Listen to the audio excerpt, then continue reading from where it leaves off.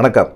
Lockup டெத்தில் கிட்டத்தட்ட ஒரு 24 பேர் செத்துருக்காங்க திமுக அரசில் அப்படின்னு சொல்லிட்டு நேற்று விஜய் ஒரு ஆர்ப்பாட்டம் பண்ணார். இந்த ஆர்ப்பாட்டத்துக்கு வந்திருந்தபோது விஜய் நிறைய பேசுவார் அப்படின்னு சொல்லி எதிர்பார்த்தாங்க. விஜய் வந்துட்டு ஒரு 4 நிமிஷத்தில் பேசி முடிச்சுட்டு போயிட்டார். ஒரு தலைவர் அப்படின்னா அது திமுக அரசை எதிர்த்து பேசுகிறாரு அப்படின்னா கிட்டத்தட்ட ஒரு அரை மணி நேரமாவது பேசுவார் அப்படின்னு சொல்லி அவருடைய தொண்டர்கள்லாம் எதிர்பார்த்தாங்க. ஆனால் பெருசாக விஜய்கிட்ட எதிர்பார்க்கவே முடியல. விஜய் எடுத்தோடனே என்ன செஞ்சிட்டாரு, திமுக அட்டாக் பண்ண ஆரம்பிச்சிட்டார். ஆர்எஸ்எஸ் பாஜகவோட கைப்பாவே சிபிஐ இருக்குது. அந்த சிபிஐயை ஏன் நீங்கள் போய் அஜித்குமார் மரணத்துக்கு கேட்குறீங்க அப்படிங்கிற மாதிரி அவரே சொன்னார். நீ இது சிபிசிஐடி இருக்குது, தமிழக காவல்துறை விசாரிக்கலாம், சிபிசிஐடி விசாரிக்கலாம், எல்லாமே விசாரிக்கலாம். ஆனால் அஜித்குமார் பின்னணியில் இருந்து இயக்கிற அரசியல்வாதிகள் எல்லாமே என்ன சொல்கிறாங்க அப்படின்னா, அவங்க சிபிஐ கேளுங்க, அப்போ தான் உண்மை வெளிவரும் அப்படின்னு சொல்லி சொல்கிறாங்க. என்ன நடந்தது அப்படிங்கிற ஒரு சம்பவத்தை பற்றி சிபிஐ விசாரித்தா உண்மை வந்துடும் அப்படிங்கிறத அவங்க கேட்குறாங்க. நீதிமன்றம் அதை கேட்டுச்சு. தமிழக அரசு நோ அப்ஜெக்ஷன் கொடுத்துட்டாங்க. கொடுத்துட்டு சிபிஐ விசாரிக்கலான்னு சொல்லிட்டாங்க. எங்களுக்கு ஒன்றும் பிரச்சனை கிடையாது, யார் விசாரித்தாலும் விசாரணை தான் அப்படிங்கிற மாதிரி தமிழக அரசு சொல்லிட்டாங்க. முதலமைச்சர் சொல்லவே இல்லை. ஆனால் விஜய் நேற்று பேசுனதில் பார்த்திங்கன்னா இந்த முரண்பாடுகள்லாம் நிறைய இருந்தது. அது இல்லாமல் பார்த்திங்கன்னா அஜித்குமார் மரணம் அப்படிங்கிற விஷயமும், உடனே முதலமைச்சர் அவங்க அம்மாட்ட பேசி சாரிம்மா அப்படின்னு கேட்ட ஒரு விஷயமும், அது இல்லாமல் அவருடைய தம்பி அஜித்குமார் தம்பி நவீனுக்கு அரசு வேலை 80 கிலோமீட்டர் தள்ளி ஒரு ஆவின் இதில் நிர்வாகத்தில் ஒரு வேலை கொடுத்துருக்குறாங்க அப்படின்னா அதை ஏற்றுக்கணும். எல்லாமே இப்போ விஏஓ பரீட்சை எழுதுகிறாங்க, ஆர்ஐ பரீட்சை எழுதுகிறாங்க அப்படின்னா அவங்களுக்கு சொந்த ஊர்லேயே வீட்டுக்கு பக்கத்துலேயே ஒரு 2 கிலோமீட்டர்லேயே வேலை போடுறாங்க, எங்கேயோ தூக்கி போடுறாங்க. இதை அஜித்குமார் அப்போ அன்றைக்கி ஏற்றுக்கிட்டார். அது இல்லாமல் பார்த்திங்கன்னா அவருக்கு நிதி உதவியும் கொடுத்துருக்குறாங்க. ஆனால் அவருக்கு வீட்டு மனை கொடுத்துருக்கிறது அவ்வளோ கிலோமீட்டர் தள்ளி கொடுத்துருக்கீங்க. அது சென்ட்டே அங்கே 2000 ரூபா தான். 3 சென்ட் என்னாச்சு, 6000க்கு ஒரு இடமா, அந்த இடத்த எங்களுக்கு ஏன் கொடுக்குறீங்க அப்படிங்கிற மாதிரி ஒரு கேள்வியை அவங்க கேட்டுட்டு வச்சுருக்கிறாங்க. இதுக்கு பின்னணியில் ஏதோ ஒரு நவீனுக்கு பின்னாடி, அஜித்குமார் தம்பிக்கு பின்னாடி ஒரு அரசியல்வாதிகள் இருந்து செயல்படுறாங்க அப்படிங்கிறது தெளிவாக தெரியுது. ஆனால் நேற்று விஜய் பேசினது கூட பார்த்திங்கன்னா முதலமைச்சர் அவர் கையில் வச்சுருந்தது எங்களுக்கு சாரி வேணாம், நிதி தான் வேணும் அப்படிங்கிற மாதிரி சொல்லியிருந்தார். அதே போல் இந்த வழக்கை சிபிஐக்கு மாற்றினது அவருக்கு உடன்பாடு இல்லை. ஏன் இது சிபிஐக்கு மாற்றுறீங்க, இது தமிழக அரசுக்கு அசிங்கம் இல்லையா, காவல்துறைக்கு அசிங்கம் இல்லையா அப்படிங்கிற மாதிரி கேள்வி கேட்டாங்க. நீங்கள் ஆர்எஸ்எஸ் பாஜக பின்னணியில் உங்களுடைய காவல்துறையும் இருக்குது, நீங்களும் பின்னணியில் இருக்கிறீங்க அப்படிங்கிற மாதிரி ஒரு குற்றச்சாட்டை நேரடியாக வச்சார். இதில் என்னன்னு கேட்டிங்கன்னா அஜித்குமார் லாக்அப் டெத்து மரணத்தை நீதிமன்றத்தோட நேரடி கண்காணிப்பில் சிறப்பு புலனாய்வு குழு அமைச்சு விசாரணை பண்ணணும் அப்படின்னு சொல்லி நாங்கள் நீதிமன்றத்தில் ஒரு மனு போட்டிருக்கிறோம் அப்படிங்கிற மாதிரி சொல்லிகிட்டு இருக்காரு. இதெல்லாம் கேட்கும்போது நல்லா தான் இருக்குது. இதெல்லாம் நடைமுறை சாத்தியப்படுமா, இல்லை இவர் போராட்டம் பண்ணுறதுனால ஏதாவது நடக்க போதா அப்படிங்கிற மாதிரியெல்லாம் தெரியல. ஏன்னா இவர் சொல்கிறதெல்லாம் என்ன, நீங்கள் சாரிம்மா அப்படின்னு பேசுகிறீங்க. அஜித்குமாரோட மரணம் த்துக்கு அவங்க அம்மாட்ட சாரிம்மா கேட்டார். அது ஒரு பெரிய மேட்டரே கிடையாது. அது ஒரு முதலமைச்சர் தான் கையில் இருக்கிற சட்டம் ஒழுங்கு பிரச்சனை, காவல்துறை கண்காணிப்பு, இதெல்லாம் தாண்டி இந்த ஒரு சம்பவம் லாக்அப் டெத்து நடந்திருக்கு அப்படின்னா இதெல்லாம் ஒவ்வொரு விஷயமுமே முதலமைச்சர் கண்காணிச்சிக்கிட்டே இருக்க முடியுமா? கண்காணிக்க முடியாதுல்ல. நடக்கிற சம்பவத்துக்கு என்ன பண்ண முடியும்? சாரி தான் கேட்க முடியும். சாரி கேட்டார், நிதி கொடுத்துட்டாரு, நிவாரணம் பண்ணிட்டார். அதே போல் திமுக ஆட்சியில் 24 பேர் லாக்அப் டெத்தில் செத்து போயிருக்காங்க. அவங்க எல்லாத்துக்குமே நிதி கொடுங்க, ஏன் நிதி கொடுக்க மாட்டேறீங்க அப்படின்னு சொல்லிட்டு அந்த 24 பேர் லாக்அப் டெத்தில் மரணம் அடைஞ்சவங்களுடைய லிஸ்ட்டை எடுத்து அந்தந்த மாவட்ட செயலர்கள் சென்னை கூட்டிகிட்டு அவங்கள தங்க வச்சு அவங்களுக்கு ஒரு நாள் ஃபுல்லாக எல்லா வசதியும் செஞ்சு கொடுத்து ஏதோ விஜயம் அவருக்கு ஒரு நிவாரணத்தை கொடுத்துருக்குறாரு. இந்த லாக்அப் டெத்தில் நடந்தவங்க செத்தவங்க எல்லாருமே பார்த்திங்கன்னா ஒரு நல்லவங்களா அப்படிங்கிற விஷயத்தை ஏன் விஜய் பார்க்க மறந்துட்டார் அப்படிங்கிற ஒரு கொஸ்டினை வைக்கிறாங்க. ஏன்னா லாக்அப் டெத்தில் இப்போ அஜித்குமார் இருக்கிறான் அப்படின்னா நகை திருடு போச்சு அப்படிங்கிற ஒரு காரணம் தான். நீதாட்ட விசாரணை நடந்துகிட்டு இருக்குது. உண்மையான காரணம் என்னங்கிறது சிபிஐ விசாரணை பண்ணி சொல்லணும். அஜித்குமார் உண்மையிலே நகை எடுத்தானா, நிகிதா உண்மையிலே காணா போட்டுச்சா அப்படிங்கிற விஷயமெல்லாம் வந்துடும். அந்த புலனாய்வு விசாரணைகள் வந்துட்ட பிறகு அதுக்கப்புறமா உண்மை என்னன்னு தெரிஞ்ச பிறகு தான் இது சம்மந்தமாக பேசவே முடியும். இப்போ இவ்வளோ தூரம் அஜித்குமாருக்கு சப்போர்ட்டாக பேசினவர் ஏன் நிகிதாவை பற்றி பேசவே இல்லை? அந்த அம்மா யார், ஏன் விசாரணை பண்ணல அப்படிங்கிற மாதிரி ஒரு கொஸ்டின்லாம் இவர் கேட்கவே இல்லை. இவர் என்ன கேட்குறாரு, 24 பேர் இறந்து போனாங்கள்ல திமுக அரசில், அந்த 24 பேருக்கும் நிதி கொடுங்க அப்படின்னு கேட்குறாரு. கொடுக்கலாம், அவங்க குற்றவாளியாக இல்லாமல் இருந்தால் கொடுக்கலாம். லாக்அப் டெத்துங்கிறது ஒரு தவிர்க்க முடியாத ஒரு சூழ்நிலை, இல்லை காரணங்கள், ஏதோ ஒரு காரணத்தில் லாக்அப் டெத்து நடந்துருச்சு, அது தப்பு தான். அதுக்காக ஒரு குற்றவாளி, ஒரு குற்ற செயலில் ஈடுபட்டவன், அவனை விசாரணை பண்ணும்போது ஏதோ ஒரு காரணங்கள்னால அவன் இறந்து போகிறான் அப்படிங்கிறதுனால இந்த விஷயத்துக்கு எல்லாத்துக்குமே நிதி கொடுங்க அப்படின்னு சொன்னால் அதுக்கு விஜய் தான் கொடுக்கணும், வேறு திமுக அரசெல்லாம் கொடுக்க முடியாது அப்படிங்கிற மாதிரி திமுகலாம் சொல்லிக்கிட்டே இருக்கிறாங்க. இதில் வந்து என்னன்னு கேட்டிங்கன்னா, திடீர்னு ஆதவ அர்ஜுனா பேசும்போது கிட்டத்தட்ட ஒரு 31 பேர் லாக்அப் டெத்தில் இறந்து போயிட்டாங்க அப்படின்னு சொல்கிறாரு. இது விஜய்க்கு மிகப்பெரிய ஒரு சங்கடம். ஏன்னா இவர் 24ங்கிறாரு, அவர் 31ங்கிறாரு. என்ன நம்மளுக்கு கொடுத்தது 24 தானே, நம்ம என்ன அப்படின்னு யோசிக்கும்போது தான் அப்புறமா 24 அப்படிங்கிறத கன்ஃபார்ம் பண்ணிக்கிட்டு தான் அவர் பேசவே ஆரம்பித்தார். முதல்ல வந்து விஜய்க்கு வந்து என்னென்னா ஆர்ப்பாட்டம் பண்ணணும் அப்படின்னு முடிவு பண்ணிட்டாங்க. இது மாதிரி வந்து லாக்அப் டெத்துக்கு எதிராக நம்ம ஒரு பண்ணால் தான் வந்து நம்ம வந்து மக்கள் மத்தியில் ஒரு ரீச் ஆக முடியும் அப்படிங்கிற ஒரு எண்ணம் அவருக்கு இருந்தது. சரி, அப்படி பண்ணும்போது விஜய் வரக்கூடிய எண்ணம் இல்லை. ஆனால் நிர்வாகிகளை வச்சு பண்ணிடுங்க அப்படிங்கிற மாதிரி எல்லாருமே சொன்னாங்க. நிர்வாகிகளை வச்சு பண்ணலாம் அப்படிங்கிற ஒரு எண்ணத்துக்கு அவர் வந்தாங்க. ஆனால் கடைசியில் நிர்வாகிகளை வச்சு பண்ணோம்னா சரிப்பட்டு வராது. நீங்கள் வந்து பவன் கல்யாண் மாதிரி நீங்கள் வந்து இப்படி இறங்கி பவன் கல்யாண் மாதிரி ஒரு அரசியலை நீங்கள் கையில் எடுத்தால் தான் நமக்கு வந்து ஜெயிக்க முடியும் அப்படின்னு சொன்னாங்க. பவன் கல்யாண் என்ன எடுத்தார் ஆந்திராவில் அப்படின்னு பார்த்தீங்கன்னா, 2023 நந்தியாலா பகுதியில் வந்து என்ன செய்கிறாரு, தெலுங்கு தேசம் கட்சி தலைவர் சந்திரபாபு நாயுடு அப்போ முதலமைச்சராக இருந்த ஜெகன்மோகன் ரெட்டி என்ன செய்கிறாரு, கைது பண்ணுறாரு. கைது பண்ணோன்னே அவர் சந்திரபாபு நாயுடுக்கு ஒரு ஆதரவு தெரிவிக்கணும்னு பவன் கல்யாண் முடிவு பண்ணுறாரு. அப்போ தான் அவர் என்ன செய்கிறாரு, அவருடைய ஜனசேனா கட்சி தொண்டர்களோட விஜயவாடா நோக்கி போராட்டத்துக்கு போகிறார். பவன் கல்யாண் போகிறார். அதாவது எப்படி போகிறாரு அப்படின்னா, அவர் ஜீப்பில் மேலே உட்காந்துக்கிட்டு போகிறாரு. இதெல்லாம் பார்க்கும்போது என்னடா இது அப்படின்னு சொல்லிட்டு அப்படியே ஒருத்தர் போகிறாரு அப்படின்னா, அதுவும் இல்லாமல் சினி ஃபீல்டில் நல்ல ஃபேமஸான ஒரு நபர். அவர் தமிழ்நாட்டுக்கு ஆந்திராவில் மட்டும் இல்லை, தமிழ்நாட்டுக்குமே தெரிஞ்ச ஒரு நபர். அப்படிப்பட்ட ஒரு நபர் ஒரு தனியாக ஒரு கட்சி வச்சு செயல்பட்டுக்கிட்டு இருக்காரு. அவர் வந்து ஜீப்பு மேலே உட்காந்துக்கிட்டு போகிறாரு அப்படின்னா என்ன செய்வாங்க காவல்துறை? உடனே அந்த வாகனத்தெல்லாம் தடுத்து நிறுத்துகிறாங்க. பேரணியாக பின்னாடி போகிற கார்களை எல்லாத்தையுமே நிறுத்துகிறாங்க. இப்போ அவருடைய காரை நிறுத்திட்டு என்ன செய்கிறாங்க, அங்கேனே இறக்கி விட்றாங்க. மங்களகிரி பகுதியில் இறக்கி விட்றாங்க. அவர் அங்கேருந்து இறங்கி நடந்து போகிறாரு. நடந்து போனால் கூட அவர் விட மாட்டேங்கிறாங்க. அப்புறம் என்ன செய்கிறாரு, அனுமஞ்சிப்பள்ளி அப்படிங்கிற ஒரு இடத்துல வந்து சாலையில் படுத்துக்கிட்டே போராட்டம் பண்ணுறாரு. இது ஆந்திரா அரசுக்கும் காவல்துறைக்கும் எதிராக வந்து ஒரு விஷயத்தை வந்து கையில் எடுக்கிறாரு. அதுவும் இல்லாமல் பார்த்திங்கன்னா, சந்திரபாபு நாயுடு அந்த இதில் வந்து ஒரு மூத்த அரசியல்வாதி. அவருக்கே இப்படி ஒரு நிலைமையா, விடிய காலையில் கைது பண்ணுறாரு ஜெகன்மோகன் ரெட்டி அப்படிங்கிற ஒரு கோபம் அங்கிருந்த மக்களுக்கும் இருந்தது. அந்த மக்களோட எதிர்பார்ப்பை பூர்த்தி பண்ணுற மாதிரி பவன் கல்யாண் வந்து செயல்பட்டார். இது வந்து தான் இப்போ வந்து அரசியலில் ட்ரெண்டாக இருக்குது. இந்த விஷயத்தை கையில் எடுங்க அப்படின்னு சொல்லி தாவேகா தரப்பில் வந்து சிலர் ஆலோசனை சொல்லியிருக்காங்க. பவன் கல்யாண் போல் நீங்கள் அரசியல் பண்ணால் தான் ஜெயிக்க முடியும் அப்படிங்கிற மாதிரி சொல்லியிருக்காங்க. அதனால் இவர் என்ன செஞ்சிட்டாரு, மாநில நிர்வாகிகளை வச்சு வந்து இந்த ஆர்ப்பாட்டத்தை நடத்தலாம் அப்படின்னு முடிவு பண்ணி வச்சுருந்தவங்க டக்குன்னு என்ன செய்கிறாங்க, இல்லை விஜய் வராரு அப்படின்னு சொன்னோன்னே, விஜய் வராரு அப்படின்னா என்ன செய்வோம், அக்கம் பக்கத்தில் இருக்க மாவட்டங்களில் இருக்கிற நிர்வாகிகள் எல்லாமே காரை பிடிச்சிக்கிட்டு கிளம்ப ஆரம்பித்தாங்க. காவல்துறை உஷாராயிருச்சு. டக்குன்னு அங்கங்கே கேட்டை போட்டு அவங்கவுங்கள கைது பண்ணி அங்கே பக்கத்தில் இருக்க கல்யாண மண்டபத்துலலாம் வச்சுட்டாங்க. அப்படி இருந்தாலும் ஒரு 3000-4000 பேர் வந்துட்டாங்க. கும்பல் வந்துருச்சு. விஜய் வந்து ரொம்ப நேரம் பேசுவார். ஒரு கட்சி தலைவர் அப்படின்னா ஒரு அரை மணி நேரம் 1 மணி நேரம் பேசணும்ல, ஒரு சப்ஜெக்ட் சம்மந்தமாக பேசணும்ல. மனுஷனுக்கு தாங்க முடியல. ஏசிக்குள்ளே இருந்தவர் திடீர்னு வெயிலில் வந்து நின்றா என்ன பண்ண முடியும், ஒன்றுமே பண்ண முடியல. பாதிக்கப்பட்ட மக்களுக்கு சாரி கேளுங்க, நீதி வேணும் அப்படிங்கிற மாதிரிலாம் பேனரை கையில் வச்சுக்கிட்டு நீங்கள் எல்லாத்துட்டையும் மன்னிப்பு கேளுங்க, எல்லாத்துக்கும் காசு கொடுங்க அப்படிங்கிற மாதிரி ஒரு இதை வந்து மக்களுக்காக ஒரு போராட்டம் பண்ணுறேன், முதல் போராட்டமே அதுதான் பண்ணுறேன் அப்படிங்கிற மாதிரி அவர் இறங்கி செயல்படுறாரு. இதை பார்க்கும்போது ஓகே, விஜய் ரசிகர்களுக்கு வேணால் தெம்பாக இருக்கலாம். காவல்துறை அனுமதிக்கலை. ஆனால் காவல்துறையில் வந்து காவல் ஆணையர் அருண் என்ன சொன்னார் அப்படின்னா, நாங்கள் வந்து விஜய்க்கு அனுமதி கொடுக்க மாட்டோம்னு சொல்லலையே, நாங்கள் சில சட்டத்திட்ட விதிகளை வச்சுருக்கோம், எந்த கட்சி ஆர்ப்பாட்டம் பண்ணாலும் இப்படி தான் பண்ணணும் அப்படின்னு சொல்லியிருக்கிறோம். அதை மீறி அவங்க பண்ணாங்க அப்படின்னா கைது செய்யப்படுவாங்க. நாங்கள் வந்து அனுமதிக்க மாட்டோம்லாம் சொல்லலை, அனுமதி கொடுத்துருக்குறோம் அப்படிங்கிற மாதிரி அவர் சொன்னார்.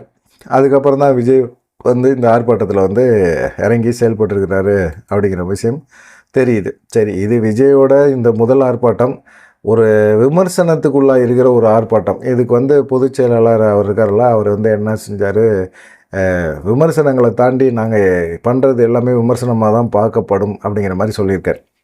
சரி, இப்போ தூத்துக்குடியில் வந்து பாஜக நிர்வாகி ஒருத்தர் வந்து, அண்ணாமலைண்ணா நீங்கள் தான் எங்களை காப்பாற்றணும் அப்படின்னு சொல்லி ஒரு வீடியோ ஒன்று சமூக வலைத்தளங்களில் ஓடிட்டுருக்கு. அண்ணாமலையை இப்போ காப்பாற்றணும், பாஜகவில் அவருக்கு எந்த போஸ்டிங்கும் இல்லை, அவர் மாநில தலைவராக இருந்தார். மாநில தலைவராக இருக்கும்போது ஒரு பாஜகவோட தொண்டன் வந்து ஒரு மாநில தலைவர்கிட்ட தான் பிரச்சனை அப்படின்னா சொல்லணும். இப்போ மாநில தலைவராக நயினா நாகேந்திரன் இருக்கிறார். அவர்கிட்ட சொல்ல வேண்டிய ஒரு விஷயத்த அண்ணாமலைகிட்ட சொல்கிறாரு அப்படின்னா, பாஜகவோட தொண்டர்கள் மனநிலை இன்னமும் அண்ணாமலைகிட்ட சொன்னால் நம்ம பிரச்சனைக்கு ஒரு தீர்வு உண்டு அப்படிங்கிற மாதிரி ஒரு நம்பிக்கை இருக்குது. இதில் என்ன பிரச்சனை அப்படின்னு கேட்டிங்கன்னா, நடுவக்குறிச்சி கிராமத்தில் ராஜதுரை அப்படிங்கிறவர் ஒருத்தர் இருக்கிறாரு. அவர் ஒர்க் ஷாப் நடத்திக்கிட்டு இருக்காரு. பாஜகவில் வந்து கலை மற்றும் கலாச்சார பிரிவில் ஒரு நிர்வாகியாக செயல்பட்டுட்டு இருக்கார். இவர் வீடு கட்டிகிட்டு இருக்கார். இவர் வீட்டுக்கு பக்கத்திலே பார்த்தீங்கன்னா திமுக நிர்வாகி பாலமுருகன் ஒருத்தர் அவருமே இருக்கிறாரு. தொடர்ந்து வந்து இவர் ராஜதுரை வீடு கட்டுறதை பற்றி பிரச்சனை பண்ணிக்கிட்டே இருக்கிறார். இது இவர் திமுகவை சேர்ந்தவரா, இவர் வந்து பாஜக சேர்ந்தவர். இவர் இந்த மாதிரி இருக்கும்போது என்ன செய்கிறாரு, பாலமுருகன் அவங்க அப்பா பால்ராஜ் இவங்க 6 பேர் என்ன செய்கிறாங்க, திடீர்னு வந்து ராஜதுரை வீட்டோட ரொம்ப பிரச்சனை பண்ண ஆரம்பிக்கிறாங்க. பிரச்சனை பண்ணிவிட்டு எல்லாம் ஆயுதங்களோடு போய் ராஜதுரையை அவர் ஒய்ஃபு ஜெயந்தி அப்புறமா சொந்தக்காரங்கன்னு சொல்லி கோவில்ராஜ் ஜெயராஜ் நவீன் இவங்க எல்லாத்தையுமே அட்டாக் பண்ணுறாங்க. அட்டாக் பண்ணால் எல்லாத்துக்கும் வெட்டு மண்டைக்காயம் அப்படியே என்ன செய்கிறதுன்னே தெரியல. அவங்க எல்லாமே பார்த்திங்கன்னா அரசு மருத்துவமனையில் கல்லூரி மருத்துவமனையில் போய் சேர்ந்துறாங்க. இவர் என்ன செய்கிறாரு, இந்த பாஜக நிர்வாகி ராஜதுரை இருக்கார்ல, அவர் இரத்த காயங்களோட ஒரு வீடியோ போட்டு அதில் என்ன சொல்கிறாருன்னா, ஆனால் திமுககாரங்க ரொம்ப அராஜகம் பண்ணுறாங்கண்ணா, எங்களை வெட்டி விட்டாங்கண்ணா, அண்ணாமலைண்ணா நீங்கள் தானே எங்களை காப்பாற்றணும், காவல்துறையில் போய் நாங்கள் புகார் கொடுத்துமே எந்த விதமான ஒரு நடவடிக்கையும் எடுக்க மாட்டேங்கிறாங்கண்ணா அப்படின்னு சொல்லி அண்ணாமலைக்கு ஒரு வீடியோவே போட்டிருக்கார். இந்த வீடியோ சமூக வலைதளங்களில் பரபரப்பாக படுது. என்னன்னு காரணம் அப்படின்னு கேட்டிங்கன்னா, பாஜகவில் நீங்கள் எத்தனை நிர்வாகிகள் மாற்றினாலும் சரி, எவ்வளோ பேர் வந்தாலும் சரி, ஆனால் இன்னமும் பாஜகவோட தொண்டர்கள் மனசில் அண்ணாமலை பற்றி தான் ஒரு விஷயம் இருக்குது. அண்ணாமலை நமக்கு கஷ்டப்பட்டால் அண்ணாமலைகிட்ட நம்ம சொன்னோம்னா நமக்கு அண்ணாமலை தீர்வு கொடுப்பாரு, கண்டிப்பாக பிரச்சனை எவ்வளோ பெரிய பிரச்சனையாக இருந்தாலும் தீர்த்து வைப்பார் அப்படிங்கிற ஒரு எண்ணம் அவங்களுக்குள்ளே இருக்குது அப்படிங்கிறது தெளிவாக தெரியுது. இது சம்மந்தமாக நீங்கள் உங்களுடைய கருத்துக்களையும் சொல்லுங்கள். 3வது மிக முக்கியமான விஷயம் பாமகவில் வந்து இப்போ ராமதாஸ் என்ன செஞ்சுருக்காரு, தேர்தல் ஆணையத்தில் போய் முறையீடு பண்ணியிருக்கிறார். முறையீடு பண்ணி அதில் என்ன சொல்லியிருக்காரு, அன்புமணி வந்து பதவிக்காலம் மே 28ஆம் தேதியோட முடிஞ்சு போச்சு, இப்போ அவர் வந்து எந்த விதமான ஒரு பொறுப்புலையும் இருக்கல, அவருடைய தலைவர் பதவியை நானே ஏற்றுக்கிட்டேன் அப்படின்னு சொல்லிட்டாரு. அன்புமணியை வந்து செயல் தலைவராக நியமிச்சிருக்கோம் அப்படிங்கிற மாதிரி சொல்லியிருக்கார். அவர் வந்து சரிவர செயல்படலை அப்படிங்கிறதுனால தான் அவர்கிட்ட வந்து தலைவர் பதவியை நாங்கள் பிடிங்கிட்டோம் அப்படின்னு சொல்லி தேர்தல் ஆணையத்தில் சொல்லிட்டாரு. தேர்தல் ஆணையத்திலேருந்து என்ன எதிர்பார்ப்பார்? இப்போ இந்த மாதிரி ஒரு விஷயத்த சொல்லிட்டார், அவர் தலைவர் பதவி முடிஞ்சு இனிமேல் ராமதாஸ் தான் தலைவர் அப்படின்னு தேர்தல் ஆணையத்துக்கு மனு கொடுத்துட்டார் அப்படின்னா, இவரை வந்து தலைவராக ஏற்றுக்கிட்டால் தான் ஏ ஃபார்ம் பி ஃபார்மில் கையெழுத்து போட முடியும். இப்போ இது வரைக்குமே அன்புமணி தான் தலைவராக இருக்கார். அவர் தான் வந்து ஏ ஃபார்ம் பி ஃபார்மில் கையெழுத்து போடக்கூடிய ஒரு சூழ்நிலையில் இருக்கிறார். அப்படிப்பட்ட ஒரு சூழ்நிலையில் தேர்தல் நெருக்கத்தில் ராமதாஸ் கையெழுத்து போடுற மாதிரி ஒரு சூழ்நிலையை தேர்தல் ஆணையம் கொண்டு வந்து கொடுக்குமா அப்படிங்கிற ஒரு கேள்வி இப்போ இருந்துக்கிட்டே இருக்குது. ஏன்னா இவர் தேர்தல் ஆணையத்தை நெருங்கியிருக்கிறனால இவர் ஒரு பிரமாண பத்திரம்லாம் தாக்கல் பண்ணியிருக்கிறாரு. இதுதான் நான் தான் தலைவர் அப்படிங்கிற மாதிரி அவர் சொல்லியிருக்கிறார். இவர் வந்து என்ன செஞ்சுருக்கிறாரு, செயற்குழு கூட்டினார். அவர் வந்து அன்புமணி வந்து நிர்வாகக்குழு கூட்டினார். இப்போ வந்து அன்புமணி நிர்வாகக்குழு கூட்டிகிட்டு என்ன சொன்னார், கட்சியிலேருந்து தலைவர் பதவியிலேருந்து என்னை நீக்கிறதுக்கு யாருக்குமே எந்த அதிகாரமும் கிடையாது, பொதுக்குழு மூலமாக நான் தேர்ந்தெடுக்கப்பட்ட ஒரு நபர், பொதுக்குழு மூலமாக தேர்ந்தெடுக்கப்பட்ட தலைவர் நான், என்னை நீக்கிறதுக்கு நிறுவனருக்கு எந்த தகுதியுமே கிடையாது அப்படின்னு சொன்னார். அதுக்கப்புறமா கொறடாவாக எம்எல்ஏ அருள் இருந்தார், அவரை வந்து அன்புமணி நீக்கினார். அவர் ராமதாஸோட தீவிரமான ஆதரவாளர் இருக்காருன்னு சொல்லிட்டு தொடர்ந்து அவர் ராமதாஸுக்கு ஆதரவாக நிலைப்பாட்டு எடுக்கிறாரு. அன்புமணியை வந்து பொதுவெளியில் வந்து விமர்சனம் பண்ணுறாரு. அப்பா மகனுக்குள்ளே சண்டை நடக்குது அப்படின்னா கொஞ்சம் தள்ளி நின்று சமாதானப்படுத்துறதுக்கான முயற்சி எடுக்கலாமே தவிர ஒரு சைடாக நின்று அருள்லாம் பேசுகிறது வந்து கண்டிப்பாக இவங்களுக்குள்ளே வந்து பிரச்சனையை மேலும் மேலும் சீண்டி விட்டு இப்போ 2 பேருமே பிரிஞ்சு கிடக்கிற அளவுக்கு பாமக யார் கைக்கு போகும் அப்படிங்கிற ஒரு சூழ்நிலை தான் இருக்குது. இப்போ வந்து என்னென்னா சட்டமன்றத்தில் வந்து சபாநாயகர் அப்பாவிட்ட கொண்டு போய் மனுவையும் கொடுத்துட்டாங்க. இது மாதிரி கொறடா அருளில் வந்து நீக்கிறேன்னு சொல்லிட்டு அன்புமணி ஆதரவாளர்கள் கொண்டு போய் கொடுத்துட்டாங்க. குறைஞ்ச அளவில் தான் எம்எல்ஏ இருக்கிறாங்க. இவங்களுக்குள்ளே என்ன சண்டை இதை பற்றியெல்லாம் அப்பாவு வந்து பெருசாக வந்து நடவடிக்கைலாம் எடுக்க மாட்டார். நீ ஒரு கொறடாவா இருந்துட்டு போய அப்படிங்கிற மாதிரி இருப்பார். ஏன்னா இன்னும் 2 சட்டமன்ற கூட்டத்தொடர் தான் இருக்குது. இந்த மாதிரி சூழ்நிலையில் அதை பற்றிலாம் பெருசாக திமுக வந்து நடவடிக்கை எடுக்கும் அப்படின்னு எதிர்பார்க்கவே முடியாது. இதுக்கு இடையில் வந்து பார்த்திங்கன்னா ஒன்று வந்து அன்புமணியோ ராமதாஸோ ஒரு விஷயத்த பண்ணலாம், நீதிமன்றத்துக்கு போகலாம், இல்லைன்னா வந்து வச்சுக்கிங்களேன் 2வது தேர்தல் ஆணையத்துக்கு போகலாம். தேர்தல் ஆணையத்துக்கு போயிட்டார், ராமதாஸ் போயிட்டார். இப்போ ஏற்கனவே வந்து அன்புமணி டெல்லி போய் தேர்தல் ஆணையம்லாம் பார்த்துட்டு பேசிட்டு வந்துட்டார். அவர் தான் தலைவர் அப்படிங்கிறது தேர்தல் ஆணையத்தில் இருக்குது. அதை தாண்டி பார்த்திங்கன்னா தேர்தல் ஆணையம் யார் சொன்னால் கேட்கும், டெல்லி பாஜக சொன்னால் கேட்கும். டெல்லி பாஜக சொல்ல வைக்கிறதுக்கான முயற்சியும் அன்புமணி ஏற்கனவே எடுத்து வச்சிருக்கிறாரு. ராமதாஸ் கையில் கட்சி போகிறதுக்கு வாய்ப்பே கிடையாது, அன்புமணி கையில் தான் கட்சி போகும் அப்படின்னு ரொம்ப ஸ்ட்ராங்காக சொல்கிறாங்க. இந்த மாதிரி சூழ்நிலையில் இப்போ வந்து என்னென்னா இப்போ இந்த 2 விஷயத்தில் ஒரு விஷயம் போயிட்டாங்க. இப்போ நீதிமன்றம் போனாங்கன்னா கட்சி பிளவுபட்டுரும். அவ்வளோதான் முடிஞ்சுச்சு, சோலி முடிஞ்சுச்சு அப்படிங்கிறது ராமதாஸுக்கும் தெரியும், அன்புமணிக்குமே தெரியும். இப்போ ராமதாஸ் பின்னாடி பெரிய அளவில் கட்சியில் இருக்கிற நிர்வாகிகள் இல்லை கட்சி தொண்டர்கள் பெருசாக இருப்பாங்களா அப்படின்னு பார்த்தீங்கன்னா இருக்கிறதுக்கு வாய்ப்பு கிடையாது. ஏன்னா அவருக்கு வயசாகிடுச்சு, அவரால் ஒரு ஸ்டெடியாக பேச முடியல. ஒரு கேள்வி கேட்டால் வேறு பதில் சொல்கிறார். இதெல்லாம் நிறைய இந்த செய்தியாளர் சந்திப்புலையெல்லாம் பார்க்க முடியுது. ஆனால் கட்சி அப்படின்னு பார்த்தீங்கன்னா அன்புமணிக்கு பின்னாடி தான் கட்சி இருக்குது, கட்சி செயல்படுது, அன்புமணி பின்னாடி தான் இருக்கிறாங்க. இப்போ பாஜகவே அன்புமணி பாஜகவோட ஒரு பேச்சுவார்த்தை நடத்துகிறாரு அப்படிங்கிற மாதிரி இருக்கும்போது கண்டிப்பாக அன்புமணிக்கு மிகப்பெரிய ஒரு சப்போர்ட்டு கட்சி தொண்டர்கள் மத்தியில் இருக்குது. ஆனால் இந்த கட்சி தொண்டர்கள் மத்தியில் அன்புமணிக்கு ஆதரவு இருக்குது அப்படிங்கும்போது அன்புமணியை தான் பாஜக ஆதரிக்கும். அவங்களுக்கு இப்போதைக்கு இந்த 2026 சட்டமன்ற தேர்தல் பெருசாக அவங்களுக்கு தேவை கிடையாது. ஏன்னா அவங்க ஆடிட்டர் குருமூர்த்தி மூலமாகவும் சரி, சைதை துரைசாமி மூலமாகவும் சரி ராமதாஸ்கிட்ட பேச்சுவார்த்தை நடத்தினாங்க. அவர் யார் பேச்சையுமே கேட்க மாட்டேங்கிறார். அப்படிப்பட்ட ஒரு சூழ்நிலையில் தொடர்ந்து அவரை பற்றி என்ன பண்ணுறது அப்படிங்கிற ஒரு கேள்வி தான் அவங்களுக்குள்ளே ஓடிக்கிட்டே இருக்குது. இந்த மாதிரி சூழ்நிலையில் 2029 தான் பாஜகவோட கணக்கு. அப்போ அன்புமணி வந்தாலும் போதும், இல்லை பிளவுபட்ட ஒரு பாமகவாக இருந்தாலும் சரி, ஒருங்கிணைந்த ஒரு பாமகவாக இருந்தாலும் சரி, நமக்கு அப்போதைக்கு போதும் அப்படிங்கிற மாதிரி இருக்கிறாங்க. ஆனால் இந்த பிளவுபட்ட பாமக யாருக்கெல்லாம் பாதிப்பு அப்படின்னு பார்த்தீங்கன்னா எடப்பாடி பழனிசாமிக்கு தான் பாதிப்பு. ஏன்னா அவருடைய அந்த மேற்கு மண்டல இதில் பார்த்திங்கன்னா வன்னியர் சமுதாய மக்களோட ஓட்டுகள் அதிகமாக இருக்குது. இதில் அன்புமணியோட பாமக ஒன்று, ராமதாஸோட பாமக ஒன்று. யாரோட எடப்பாடி பழனிசாமி கூட்டணி வைக்க போகிறாருன்னு தெரியல. அப்படி யாரோட கூட்டணி வச்சாலும், இப்போ ராமதாஸோட எடப்பாடி பழனிசாமி கூட்டணி வைக்கிறாரு அப்படின்னா பாமக ஓட்டு முழுசாக விழுந்துருமா அப்படின்னு கேட்டால் விழுவாது, பிரிஞ்சிடும். பிரியும் போது பார்த்திங்கன்னா எடப்பாடி பழனிசாமியோட வெற்றியே கேள்விக்குறியாயிடும் அப்படிங்கிற ஒரு சூழ்நிலை வந்துருச்சு. இப்போ அவருக்கு தேவை பாமகவை ஒருங்கிணைக்கணும், பாமக ஒருங்கிணைந்து செயல்படணும். ஏன்னா இன்றைக்கி அதிமுக ஒன்றுமே இல்லாமல் கிடக்குது அப்படிங்கிற மாதிரி இருக்குது. இப்போ பாமக இப்படி பிளவுபடுறதுனால அதிமுகவுக்கு எங்கெங்கெல்லாம் அடி வாங்கும் அப்படின்னு பார்த்தீங்கன்னா சேலம், தருமபுரி, கிருஷ்ணகிரி இந்த மாவட்டங்கள் எல்லாம் பார்த்திங்கன்னா அதிமுகவோட வாக்கு வங்கி குறையும், 2வது வெற்றி வாய்ப்புகளும் போகும் அப்படிங்கிற மாதிரி சொல்கிறாங்க. இது ஒரு சைடு ஓடிட்டு இருக்குது, பார்க்கலாம் என்ன நடக்கும் அப்படின்னு சொல்லிட்டு. அப்புறமா பார்த்திங்கன்னா ஓபிஎஸ்ஸை பற்றி என்ன சொல்கிறது, இதில் என்னன்னு கேட்டிங்கன்னா எடப்பாடி பழனிசாமி தேர்தல் பிரச்சாரத்துக்கெல்லாம் போயிட்டுருக்கிறார். பிரச்சாரத்துக்கு போகிறாரு. பிரச்சாரத்துக்கு போகும்போது பார்த்திங்கன்னா பெருசாக கும்பல் சேரணும், கும்பல் சேர மாட்டேங்குது, என்ன பண்ணுறது, ஏகப்பட்ட பேரை காசு கொடுத்து தான் கொண்டாந்து நிப்பாட்டினாலும் இது என்ன பண்ண முடியும் அப்படின்னு சொல்லிட்டு இப்போ முன்னாள் அமைச்சர்கள் எல்லாமே யோசிக்கிறாங்க. இதில் பார்த்திங்கன்னா ஏற்கனவே திருமங்கலம் அழகிரி இருக்கும்போதே திருமங்கலம் ஃபார்முலான்னு சொல்லி இந்த ஓட்டு பணமாக மாற்றினது, பணத்துக்காக ஓட்டு போடக்கூடிய ஒரு சூழ்நிலையெல்லாம் உருவாக்குனார். திருமங்கலம் ஃபார்முலான்னு இன்னும் ஃபேமஸாக இருக்குது. இப்போ அந்த திருமங்கலத்தில் அதிமுகவில் ஆர்பி உதயகுமார் தான் ஜெயிச்சிருக்கிறார். இப்போ அங்கே பார்த்திங்கன்னா திமுக சார்பாக யாரும் இன்னும் வேட்பாளர் யாருமே அறிவிக்கலை. ஆனால் மணிமாறன் அப்படிங்கிறவர் நான் தான் வேட்பாளர் அப்படின்னு சொல்லிட்டு அங்கே நடக்கிற விசேஷங்களுக்கு கலைஞரோட பிறந்தநாள் அப்படின்னு சொல்லிட்டு 100 நாளைக்கு எல்லாத்தையும் ஒவ்வொரு ஏரியாவிலையும் சும்மா கறி விருந்து போட்டுக்கிட்டே இருக்கிறார். இதை பார்த்த உதயகுமாருக்கு ஏற்கனவே தோல்வி பயம் இருக்குது, நம்ம தோற்றுருவோமோ அப்படிங்கிற ஒரு எண்ணம் இருக்குது. அப்படிப்பட்ட ஒரு சூழ்நிலையில் என்ன பண்ணுறதுன்னு அவரும் யோசிக்கிறார். யோசித்து என்ன செய்கிறாரு, எடப்பாடி பழனிசாமியோட பிறந்தநாள், புரட்சி தமிழர் பிறந்தநாள் அப்படின்னு சொல்லிட்டு அவரும் கறி விருந்து போடுறாரு.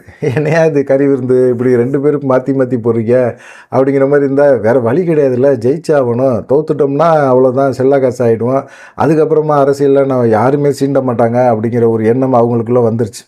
அப்புறமா என்ன பண்ணுறாங்க, இப்போ ஊராக போய் உதயகுமார் இளைஞர்கள் அங்கங்கே கிரிக்கெட் விளாட்றனா நல்ல பேட்டு, பாலு, ஸ்டெம்ப்பு இதெல்லாம் வாங்கி கொடுக்குறது, தம்பிங்களா வீட்டில் போய் சொல்லுங்கள், நீங்கள் உங்களுக்கு ஓட்டு போடுற வயசெல்லாம் வரல, நீங்கள் வீட்டில் போய் சொல்லி இது மாதிரி அண்ணனுக்கு, உதயகுமார் அண்ணனுக்கு ஓட்டு போடுங்க, அதிமுகவுக்கு ஓட்டு போடுங்க, ரெட்டைலைக்கு ஓட்டு போடுங்க அப்படின்னு சொல்லுங்கள் அப்படிங்கிற மாதிரி சொல்கிறாங்க.